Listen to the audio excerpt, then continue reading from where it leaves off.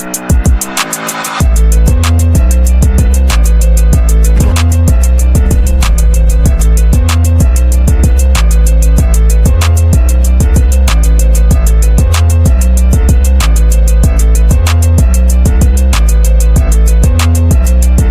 welcome to another exciting episode of the Andre The Beast Crayton Show with my celebrity co-host, the star and host of the new podcast, Jessica Javens Talk. Welcome to the show. Thank you. I'm so happy to be here again with you, Andre. Thank you so much for having me. You're in Indianapolis. I heard from a little birdie you may decide to relocate to the beautiful city of Indianapolis, Indiana. Well, that did cross my mind. I got some invitations, you know. Yeah. So, and the invitations go to Hawaii, too. Yeah. And swim with the whale. Yeah, that's exciting. You're setting fire and your stuff ain't even released yet. Yeah. So tell the viewers a little bit about the show. You got a show called Jessica. Yeah, straight to the point. Jessica Javens Talk. Right. And it's a podcast that helps people transform their lives inside out into a life they truly love, which is what I'm doing right now. I'm loving life. I'm going to tell you somebody else that's loving life. Our guest. You had the pleasure of having him on your show. I've had him on my show before, and I shared with you the story on how I met this young man. I watched The Shack numerous times. First, I was turned away from it. I didn't want to watch it. I was skeptical, like most people. Yeah, I don't want to watch that. Then I read the book. I wound up watching it. Then, right after the movie, something else remarkable happened that changed my life. Watching a movie is one thing and reading a book is one thing. But when somebody does a documentary, thank you. It's my Latin accent that makes me forget these things. But I saw him share the true meaning behind the book, the movie, and I resonated with him in his universal way of looking at the world. He didn't look at the world from a religious base like most people do. He looked at it and saw what it really was and this is the key, what our purpose is here. And it's about love and forgiveness. And that's hard sometimes when you've been faced with adversity. But me personally, from my own journey, I'm pretty sure you can say is yourself, when you're able to let go of the anger, the guilt, the shame, and some people might call it repent. I just call it releasing myself from emotional contracts that have no validation with me moving forward. Today, let me finish this up. So I told my friend, I said, I'm going to have him on the show. He's going to be one of my best friends. I reached out to him, and he reached back. And a tear came down my eye. At first, I thought it was a scam. And he contacted me. And I was like, oh, my God. So without further ado, I'd like to welcome my good friend, the author of The Shack, a true friend indeed, Mr. Paul William Young. What's up, big guy? Hey. And Paul is my middle name, actually. So it's William Paul. But I've gone my whole life by Paul. I'm one of 4 generations of Williams, and none of us go by our middle name. And none of us go by our first name. We all go by our middle names. Well, you know what? You could have been called Billy. You know, and people who've read the book and watched the movie, they think Willie, the character Willie, might be me, but I'm way more Mac. Willie is actually based on Kim, my wife's dad. Willie lived with us for 17 years. His name was Willard, but we all called him Willie. And one of the kindest, most present people. And really, when Kim and I were going through a real rough patch, right, Willie is the one that stepped in. And my kids absolutely adored him. He passed away on his 92nd birthday in his room, in his suite, right, at our house. And what an incredible human. So yeah, Billy, I just never was a Billy. The reason why I say that, my dad's name is William, and they call him, and they don't call him William, they call him Billy Joe. They call him Billy Joe. Yeah. And I was like, I remember telling him, I said, well, Dad, I kind of like the name Billy Joe. It sounds cool. Yeah. Well, it's way better than just Billy for a Yeah, lot of yeah. Yeah. So what I'm going to do is we're going to venture into a little bit about who you are. If you watched the second season that you were on, we really got deep with the making of the shack. But you got a new project coming out that we're going to talk about too. But before we talk about the new project that you're embarking in, tell the viewers a little bit about who you are. If they don't know who you are, they never seen the shack. Sure. So, ordinary person, really, well, with a kind of extraordinary world. And I think it should be extraordinary. I think that's what really amazing people are. Everybody wants to be extraordinary, and they've never even been ordinary. And so, for me, I am Canadian born, but at a year old, my parents and I, firstborn. So my parents and I moved to the Highlands in a pioneer missionary role of New Guinea, which is the big island right above Australia. And it was pioneer missions. We went into a place that had never seen a white person before, Stone Age culture. They were tribal, agrarian culture, practiced some ritualistic cannibalism, and very heavy into spirit worship, all that kind of stuff. And that's where I grew up. So I grew up inside of a completely different culture than here, but it was the culture I knew. It was the language I knew.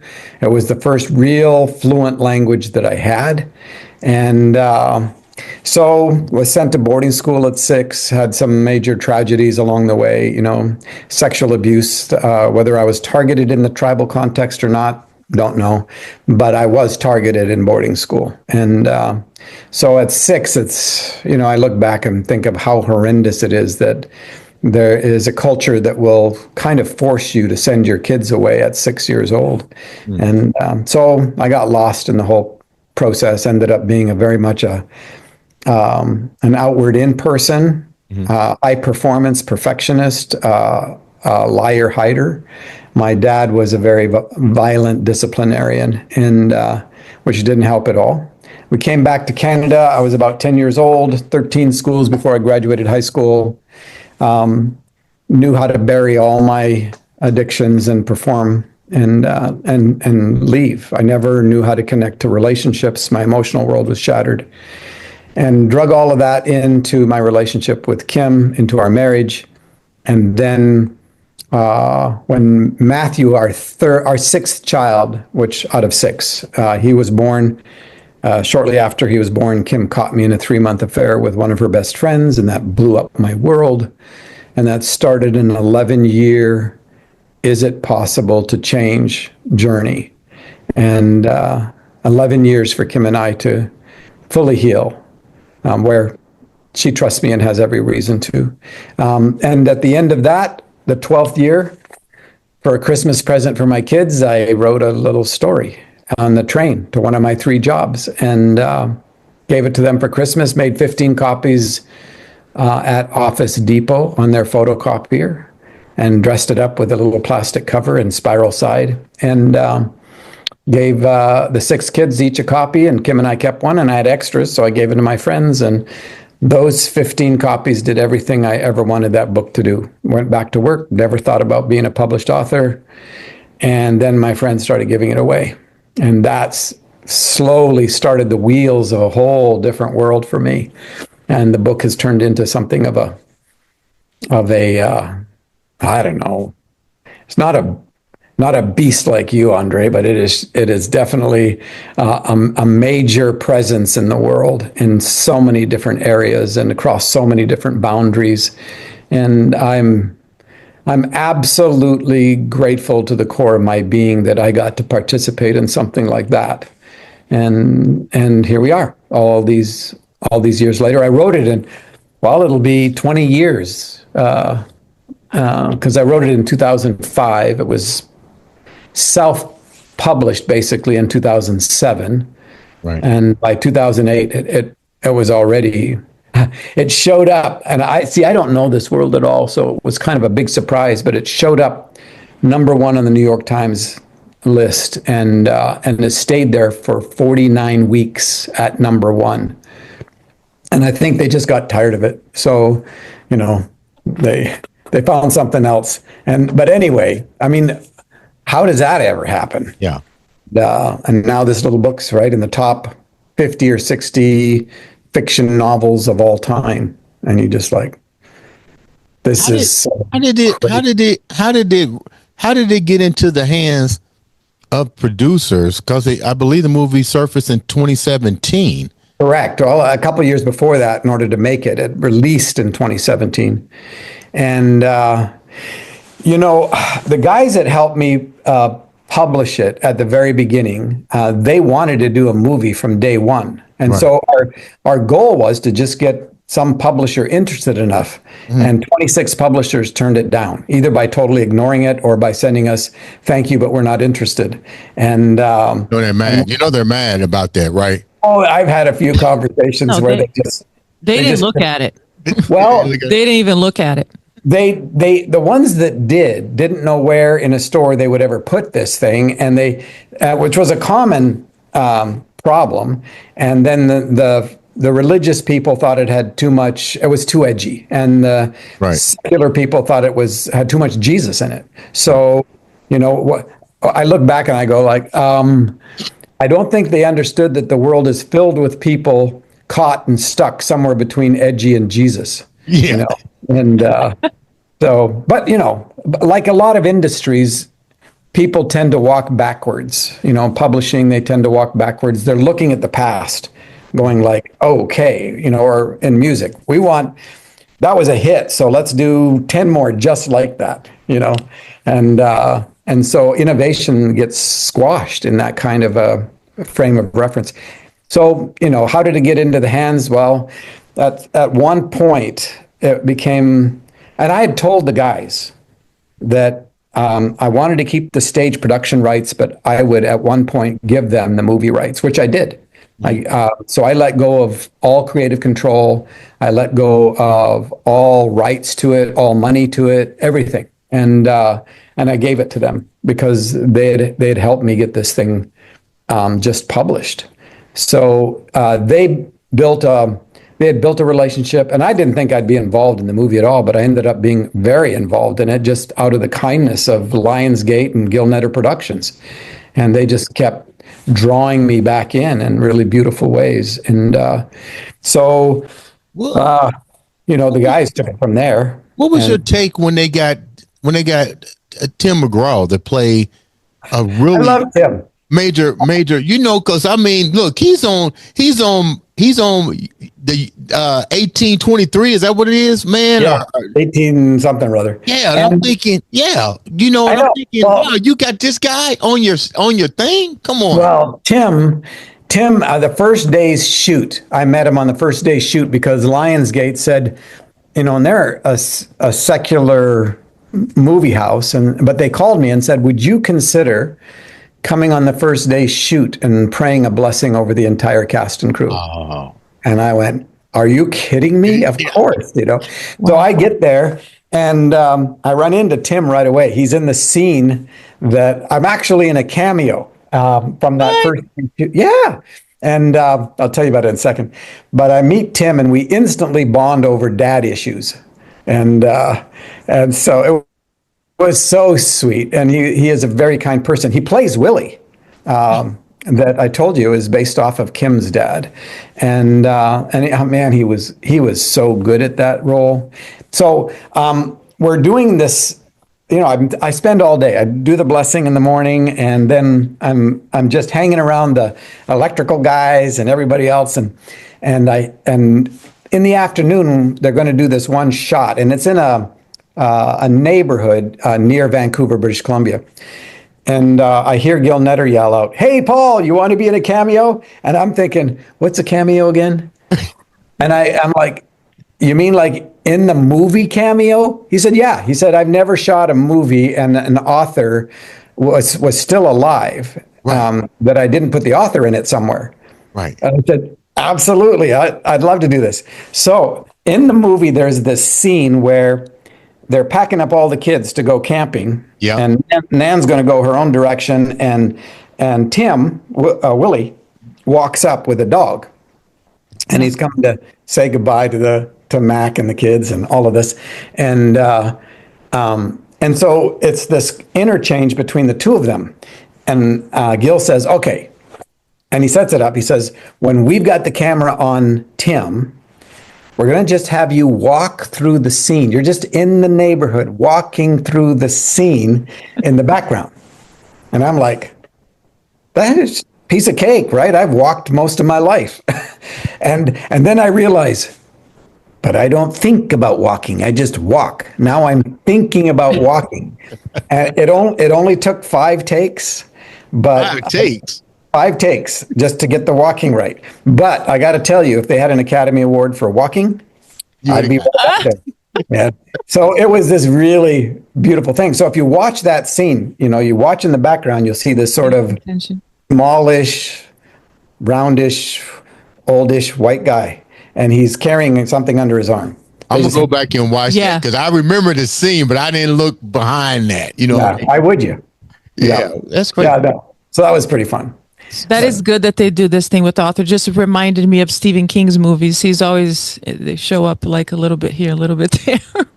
Yeah, no, it's all good. So, I mean, it's fun. And it was kindness. It was a kindness for them to ask me to do something like that. I really appreciated it. I'm going to tell the viewers why we're going down this road, because everything that you've done thus far in your life and the things that you went through is going to lead us up to your new project. So that's what I'm doing now, showing the goodness that you have, and out of even the pain of childhood and so forth, you still have faith in human nature and the human gift of love. So let's stick with this movie for a minute, because this is definitely one of my favorite movies. Did you like the movie? Let me ask my celebrity co-host, what did you think of the movie? You watched it. What do you think? I was texting everybody in my WhatsApp. Have you watched this movie? If you haven't, you need to watch it. Oh my gosh, I was bawling, and it was so unexpected. I was saying this to you. I was not expecting to feel or to know, and I love that. I don't like to look everything, even the trailer. Sometimes I don't like to watch because it spoils it. So I had the whole thing. It was a complete experience, and it was amazing. And I can get it why this would be a success, and no matter what culture, no matter what religion, no matter what, it's so impactful in the way that it was done. And of course, I told you she's one of my favorite actresses, the one that plays God. I love her to death.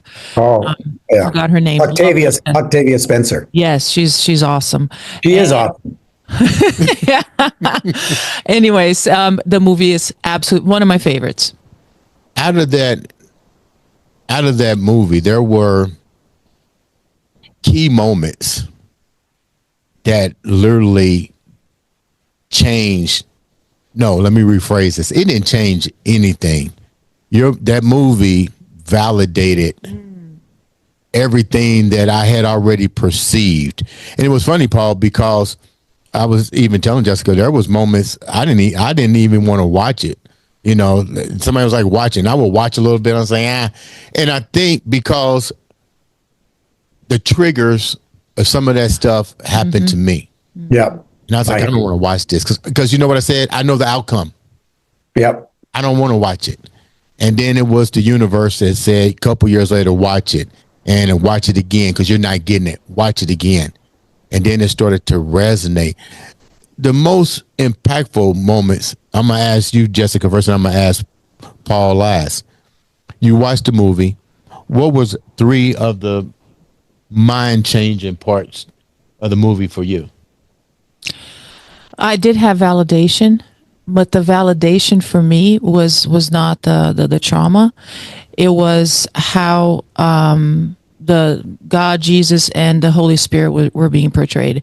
That for me is what resonated, and that's what I always felt, but it kind of painted the picture in a perfect way, and the fact that the moment that he goes there and he has to start digging and planting and starting to grow, the way that is a life lesson right there.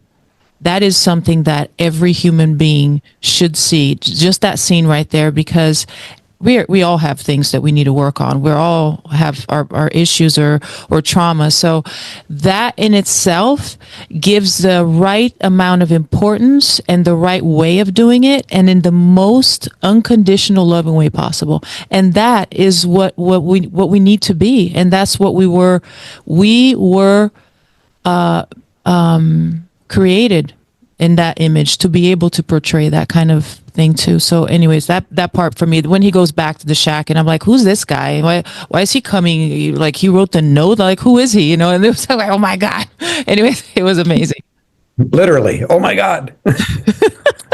Oh, you was part of the movie. I agree with you. That was the part that really impactful, when you saw the way that the Holy Trinity was presented, in the message of faith, in the message of the other part that really resonated with me, which I think people, and let me clear this out right now so people don't go all off into some bullcrap tantrum. Well, I'm not preaching religion. I'm preaching a beautiful story on how we need to learn to get along with each other. One of the biggest sins that we've done on this to each other is judgment. I thought the part of judgment where the cave scene was beautifully, that was brilliant, written. That was brilliant. Beautifully written, but it didn't leave out the human aspect. No, not at all. Not at all. He was still angry. And the other part was when he went to the medicine man. And the medicine man said, he's my son. Yeah. Yeah. And I was like, and then when he told me, he said, this is going to be the toughest part. And then something else he said in there that was really, and I'm trying to tell people to watch the movie so they can get a better idea of not only your in-depth to life, but even when he told that guy, he was like, this is going to be the hardest part of your journey. Yeah. The medicine man. And he said, you might have to say you forgive somebody. And that was key. I listened. He said, you might have to say that 1,000 times, but it'll get easier. Yeah. It's a process. And then when he saw his father and his daughter, it was mind blowing, because it made you realize that we exist here and we exist now. We exist in eternity. Mm-hmm. Yeah. Beautiful. We create our heaven on earth, and we can also create our hell. But then the last part of this that I'm going to go give it to you, where the guy says evil and good permeate together. You have to figure out, you have to struggle with it. You have to struggle with it. That's part of life, but they exist. One doesn't exist without the other. Wow. Yeah, you can have good without evil, but you can't have evil without good. Right. And I was like, holy crap, man. So the answer, we shared our part.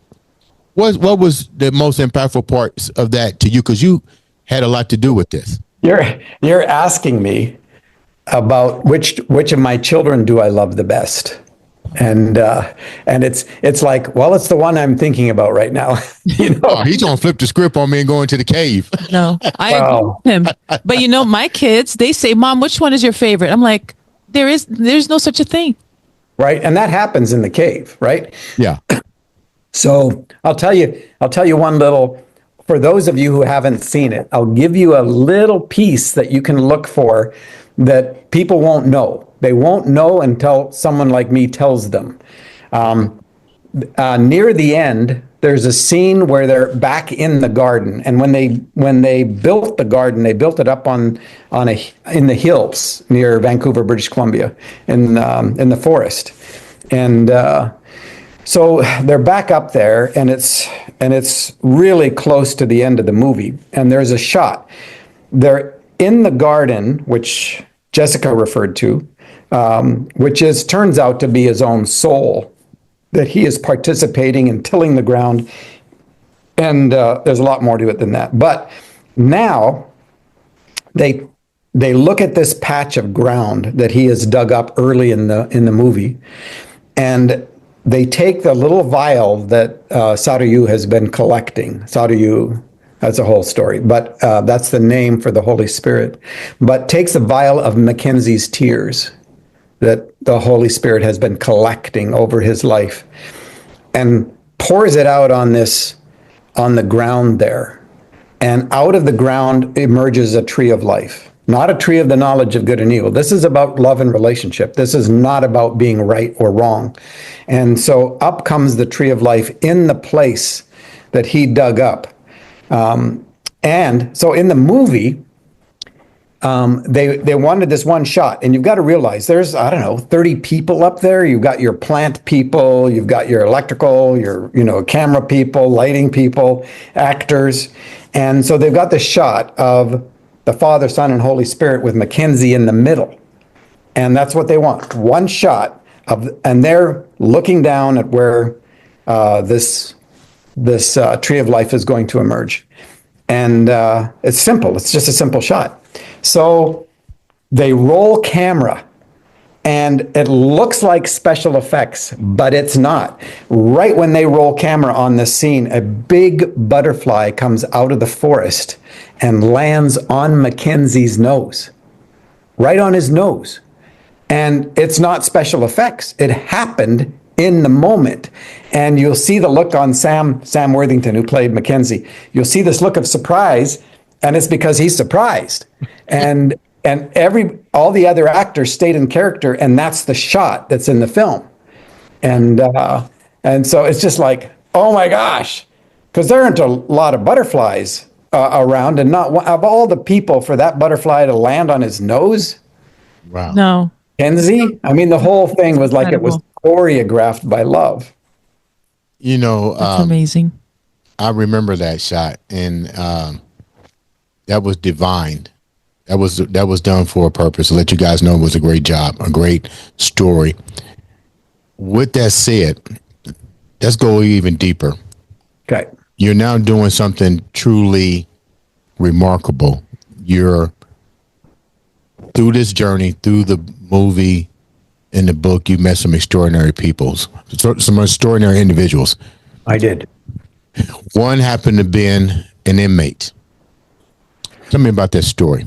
Okay, so going back to the cave scene, there was a guy named Terry King on death row in Tennessee at Riverbend Maximum Security Institution. It's the only death row in Tennessee, and another friend of mine, David, in Nashville, he went in there to meet with the inmates, sort of like a ministry thing, but they changed his life. And Terry, he got to know Terry really well, and Terry told him how much the book had just ripped into his world and changed it, and specifically the cave scene.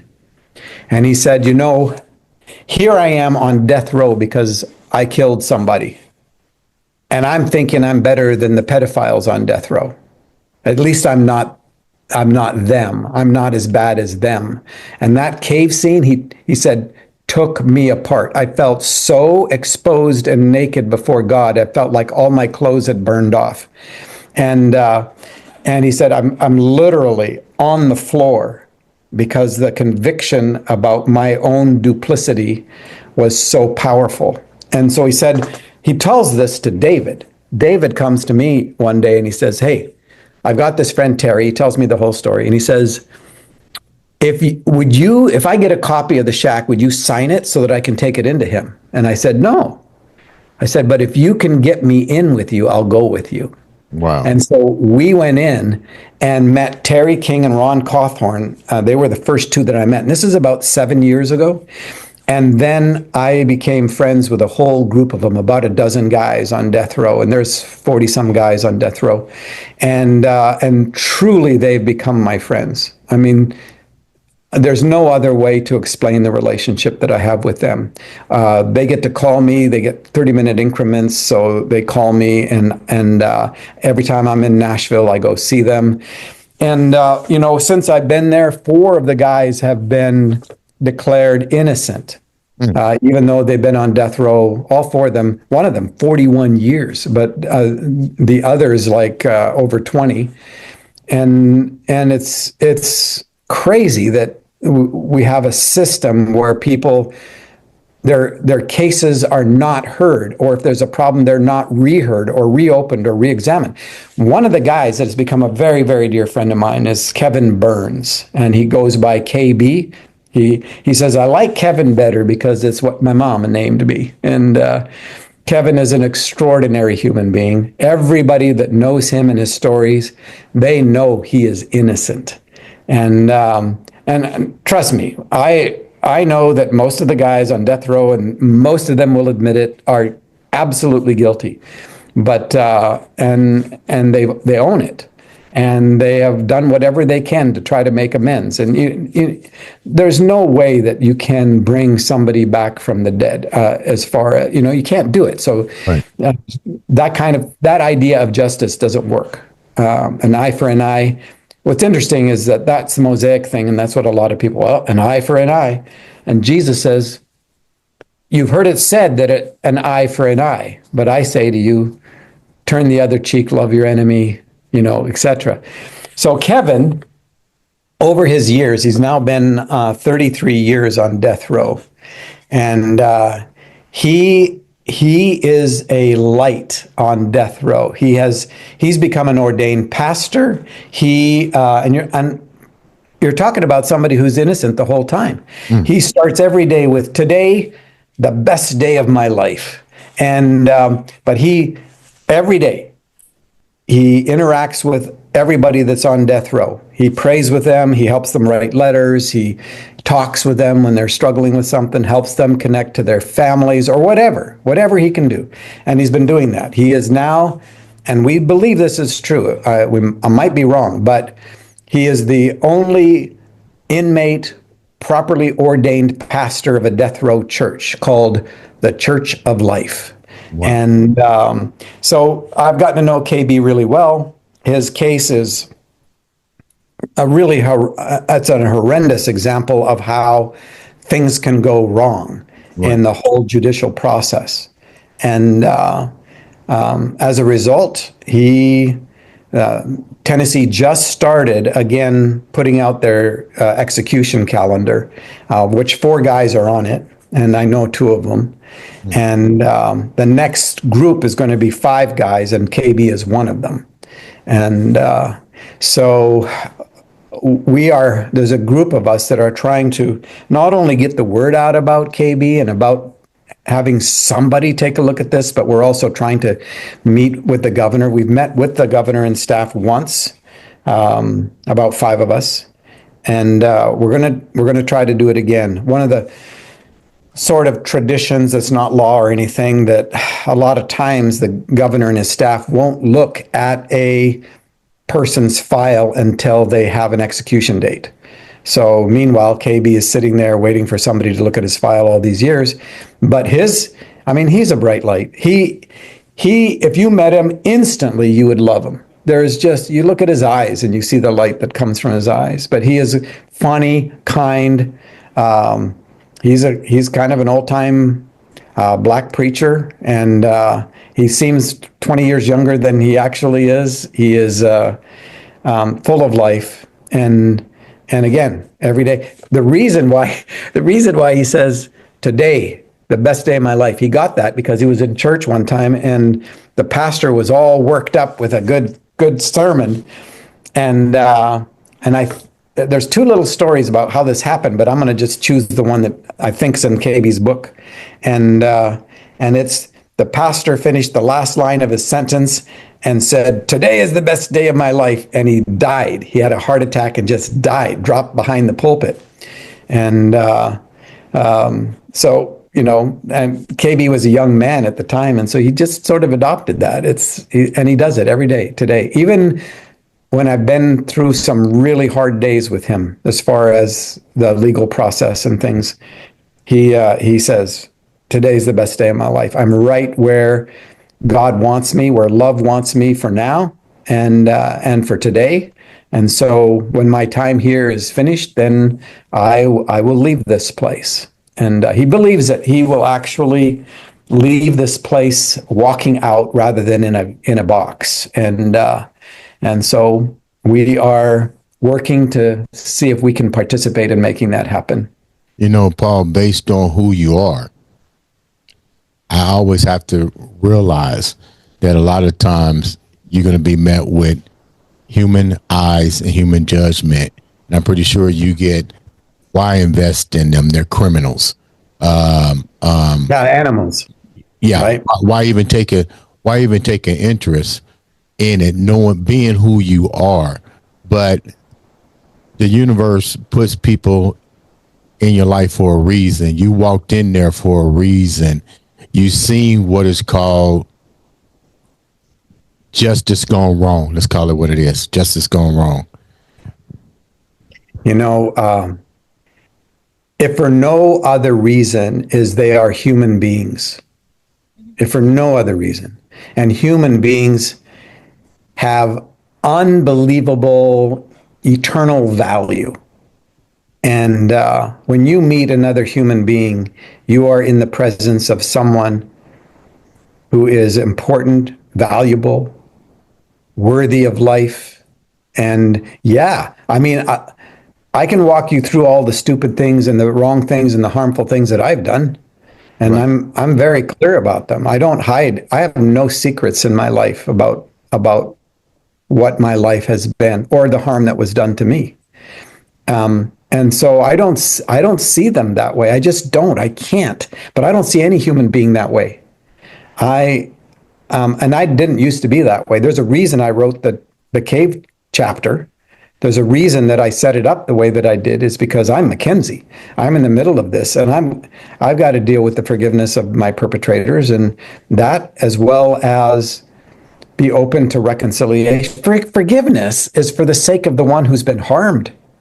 It's so that you can move on with your life without having some kind of a corpse wrapped around your neck of some event or something that somebody has harmed you with. And because they probably don't even care, or they're dead or something. So if you're waiting for somebody else to change before you forgive them, forget that. It's not that can't be how it works. But it is absolutely essential, if you want to move in the direction of becoming fully human and fully alive, that you've got to employ forgiveness so that you can move. Reconciliation, that's a whole nother thing. I mean, you can forgive someone and never trust them again because they haven't shown that they are trustworthy, which is part of reconciliation. Reconciliation is for the sake of the one who harms us. And for that person, it's going to require that they become a truth teller. And that's a hard step for most people. That's confession. Become a truth teller. You own what you've done. And you open yourself to the consequences of what you've done. And then repentance, the word you used earlier, is to actually change over time. So that there is a consistent movement of your life in which other people can look from the outside and say, you know what? I think that person is trustworthy. It took him 11 years to fully trust me, and that I knew she now trusted me. And 11 years is a long time. Yeah. So, hell and heaven, kind of like what you were saying, Andre, they're sort of relationships to love. You turn your face away from love and you'll find yourself in hell, because it is such a hard thing. I mean, when Kim caught me in the affair and my whole world broke down and my kids and the harm that I'd done, that was hell. Mm-hmm. And it was hell day after day after day, just putting one foot in front of the other, trying to find my way through this with no guaranteed outcomes whatsoever. Just do the next right thing. And I'm so grateful that I hit the bottom, and I needed to hit the bottom. Nobody has to hit the bottom. I mean, it's kind of like an elevator that goes down to the bottom, but you can get off the elevator at any floor you want. Right. And tell people, I need some help here. But it wasn't until I hit the bottom that I asked for help. Jessica, I was going to ask a question. It's amazing how not forgiving can just it's chaining. It chains you. Absolutely. It's a chain, and it's so heavy. And you're not hurting the other person. No. That's not revenge. That's not justice. That's nothing. That's just self-harm. Yeah. And then when I come to a point, or even talking to my kids, if I can't, God forgives me every day. And who am I not to forgive? I'm better than God? Exactly. That's such a good point. Such a good point. Yeah, it's really key to human relationships, and both on the very personal side and in the community side, and then into the world. But Paul, are yeah. you being met with resistance for your movement now to bring attention to what may be injustice to humans? And because we talked about this off camera, me and you, and I get it, and I support what you're doing. I'm gonna be on board with what you're doing because I do believe that individuals deserve a second chance, plain and simple, or a third chance. Who am I to not to judge anybody? To be honest, you know what I mean. Yeah. But when we're dealing with people that we label as animals, that we label as unworthy, but we also got to realize we also have a system that's corrupt too. Absolutely. We as broken people build corrupt and broken systems. Right. So my question is, have you been met with resistance, and what's that like for you, knowing who you are and your ties with, you're a major celebrity. I mean, people at Lionsgate knows you and so forth. Has your character, or have you been questioned, like, why are you doing this? A little bit. People had way more trouble with the book than they ever did with what I'm doing now. This is a walk in the park then. Yeah. No, it's because I actually don't care, and people who when people have a reaction to something, it's usually because there's something in them that needs to be exposed so that they can be healed. And I'll listen to somebody's response or reaction, and I'll listen to hear whether what they're saying has some merit to it, because sometimes it does. And so from the system side, whether it's religious or political, I tend to find more reaction to that. But a lot of times it's because there's people, prejudices, and biases that are already baked into that system. A lot of my people, I grew up modern evangelical fundamentalist holiness people. A lot of my people are supporters of the death penalty. And Terry said to me one day, he said, doesn't the church on the outside know that they're killing the church on the inside? Wow, that's deep. Oh, it's incredibly powerful. And it's let me use this illustration because it's a really important one for me. My relationship with my dad, as I indicated, was very tumultuous and very difficult, very hard. And it wasn't, and I forgave him, but as we've talked about, Andre, is that forgiveness is a process. It's not just an event, because other elements of it come up. And on his 80th birthday, I ran into a situation where he again blew up the world at his own party, and I went for a walk, and I felt the tangible presence of Trinity, of love, of the higher power, or however you want to say it. But and I have a very conversational internal relationship with God, and I hear, Paul, your dad hasn't known how to be a father for 60 years. He's not suddenly going to figure it out. And I'm like, yeah, I know that. And I hear, I'll be all that to you and more. And I'm like, no, I want my dad. And here, he's 80 years old. And I'm like, and I realized in that moment that I had trapped him. I had trapped my dad. And the reason he blew things up, the mines that I planted in the fields that I then led him onto, that he blew up, those mines are called expectations. I'd created a set of expectations, and he eventually stepped on one and blew up the place. And then I was mad at him. And in that moment, a couple things happened. One is I released him from all expectations. What happened is, second thing is that I let him become a human being, which is greater than being my dad. Right. to be dad is a subcategory of human. And I let him become human. And suddenly his story mattered, his listening to him mattered, all of these things. I was talking to the guys on death row, and I was telling them, I said, look, it's kind of like I have these 2 photograph albums in my inside heart. I have the one album of everything that he's done wrong. And as soon as he would do something wrong now, I'd go back to the photo album and I go, see, he's still the same SOB he's always been.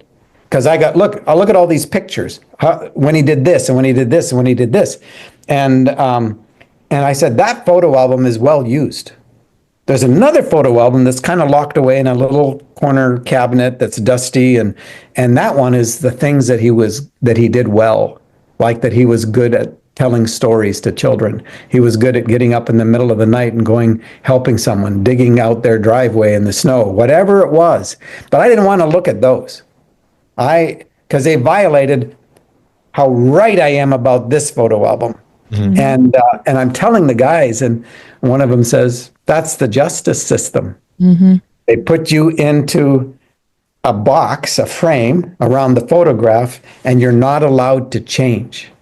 You're just not allowed to change. There is no redemption at all. You're just the animal in the cage. And that's what I did to my dad. And yeah, finally and when I let him out of the cage, I let myself out of the cage. Right. What's the phrase that KB says every day? Today is the best day of my life. And you're in the process now of working with iambeast and myself Productions and to create a podcast. The KB story, and the tag is today is the best day of my life podcast. Yeah. The KB story, hosted by you. This is a podcast designed to do what? Is it designed to bring his side of the story on what he's going through, or is it more a podcast designed to educate us as to what's really going on in the system and to take a broader look at it, not to judge, because I think that's where I think people need to get out their mind. It's a podcast designed to allow KB and other individuals on death row who may or may not be wrongfully accused, but more importantly, to have open mind and to become humanly passionate. Say, you know what? Let's use the system the right way and really go back and investigate these individuals that may have had public defenders, that may not have had money, that may have been young during the time of the crime in general, but more importantly, to open up to magnify the complete picture. Yeah. You know, if I was really smart, I would know the answer to your question. I think story has power just by its presence. And I don't have an agenda. I'm not trying to present an argument against the death penalty. I don't think that's necessary. I think that if you can open up the human heart and the human heart begins to soften, then there's no question about how wrong it is. But that's just a very side kind of thing. That's not the purpose of this. I'm doing something that's on my heart. You're doing something that's on your heart, and we'll see what happens with it. It's story, and every human being is a story. If you could throw a dart anywhere in the world on a map and then follow that dart down to a single house, to a single apartment, somewhere in the middle of some city in some part of the world, and you started listening, you would have a story, and that story would matter. And so with KB or Terry or Harold or Purvis or any of these guys, Akil, story matters. And by just allowing somebody to escape the categories that we have created, it's interesting. There's in the Greek New Testament, there's a word for accusation, to accuse someone. And even the Satan is called the accuser, right? But that word in the Greek is kategoro or kategorizomai. It's where we get the English word to categorize. So if you want to accuse people, you just stick them in a category. You know, they're black, they're white, they're Asian, they're on death row, they're a feminist, they're a Democrat. Every time you create a category, you're now eating of the tree of the knowledge of good and evil and not the tree of life. It's all about being right and somebody being wrong. And then you trap them, and you can annihilate. This is what Hitler did. You create a category, and then you can annihilate the whole category. And what we're doing in story is to let people out of the box that we have created and put them in as a category, so that Terry is Terry King, who was born and raised in Knoxville, Tennessee. KB, West Memphis, right? He was born on this day to these parents, this family, good family. And this is what happened. This is the run-in with the police at that time. This is what then happened in the court situation, in the criminal trial that was so desperately wrong. And this is where the system as it exists I'm glad is failing. It's just not working. I'm glad that you're taking a stand, and we need people like you to really look at the system and try to mend some of the pieces. It's going to be met with resistance, but I got a feeling we're going to do something. We're going to shake some ears here and allow KB to really share a story, because that's what we do here. Everybody has a story.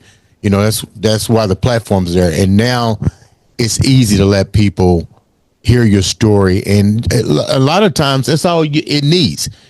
It needs to be heard so people can start to react to it. And if I don't know, and your stories lie dormant, they remain dormant.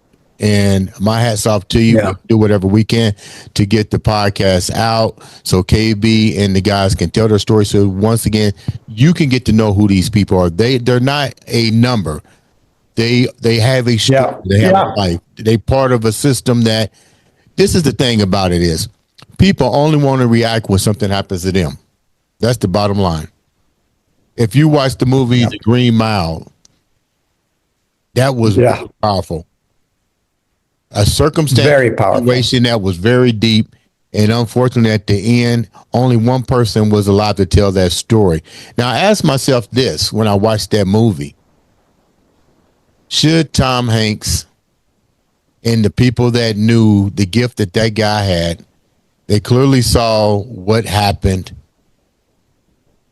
What if, and it's for the people as it relates to this podcast we get ready to do, of the KB story, just imagine what would have happened if those people in power, he ran the jail, he knew the commissioner, that's the start right there. That would have caused a ripple effect. But everybody lay dormant until that guy got the electric chair. Everybody was afraid. Thank you. Everybody. We need to stop being afraid. And that's what I mean with you. You're not afraid. This is what it's about. This is that beast mindset. We're going to make that happen. We're going to do whatever it takes to get those voices heard. And we're not asking people to condemn. We're asking you just to listen and realize that we're dealing with a system that it can happen to anybody at any given time, whether you're black, white, whatever. Wrong place, wrong time, is what they call it. Yep. And I'd like to, even in doing some of this, someone like Centoya Brown, and I don't know if you know her story at all, but at 16, she killed her pimp basically, and ended up life in prison, but is now out. Powerful person, powerful speaker, beautiful human being, and but she has a story, and she's a voice in the middle of this. So not only the guys that are on death row, but there are people who somebody heard their story, and it matters. Centoya's story is off the charts cool, but again, a great example. So there's some things that we can do with this that whether it's an ongoing thing or whether it's just like a series, you know, on We're gonna do a series. We're gonna do a series. do a series. I already got it. I already got a program, Paul. You know, it's already in the making. You know, More power to you, brother. yeah, we're gonna get it done, and let's try to. We're gonna when we launch it, it'll be this spring. We're gonna launch it this spring. The sooner the better. Get the word out, and my hats off to you, Paul. You're definitely a great friend. You were sent to do this for a reason. I'm a firm believer of that. I'm glad to be a part of helping you with this journey. We're going to have you back. I'm not going to hold you up. It's been a beautiful day. I like the fact that you came and shared this story. When you talk to KB, tell them I said hi and the other guys and tell them we hear their voices. We're going to make sure everybody else hears it. Great. Jessica, thank you so much for being my co-host. She's been quiet. Paul speaking, what he's doing with his life is just so amazing. I'm just immersing myself completely in what he's saying. It's just fascinating. And thank you for everything that you're doing, Paul. It's amazing. You know, from my side of it, it's very simple. It's just staying present and doing the next right thing and trusting the ripples. That's how simple real life is, as far as I'm concerned. You learn how to stay present. You respond to that which is in front of you only. You don't create imaginations that don't exist, and you don't make your choices based on outcomes. It's just trust the ripples. Be real in this moment. Respond. Trust the ripples. That's the best takeaway for our listeners, huh? And I'm going to end it with this. Ladies and gentlemen, this has been another exciting episode. Help me of the Andre the Beast Crayton Show. Joe. Bless you.